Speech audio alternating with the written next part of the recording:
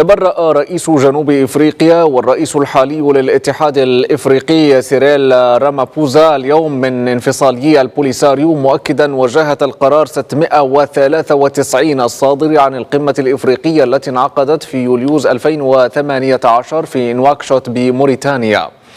ويمثل تأكيد رئيس دولة جنوب إفريقيا نجاحا إضافيا للمغرب في مواجهة المحاولات والمناورات الغاشمة التي ينهجها أعداء الوحدة الترابية للمملكة سعيا إلى زرع بذور الانقسامات داخل القارة، في وقت يواصل فيه المغرب بثقة تامة مساهمته القيمة في الجهود الرامية إلى انبثاق إفريقيا قادرة على تولي زمام مستقبلها بنفسها. ويكرس القرار 693 حصرية الأمم المتحدة إطارا للبحث عن حل للنزاع الإقليمي حول الصحراء المغربية، مع إنشاء آلية الترويكا لدعم جهود الأمم المتحدة لتسوية هذا النزاع المفتعل.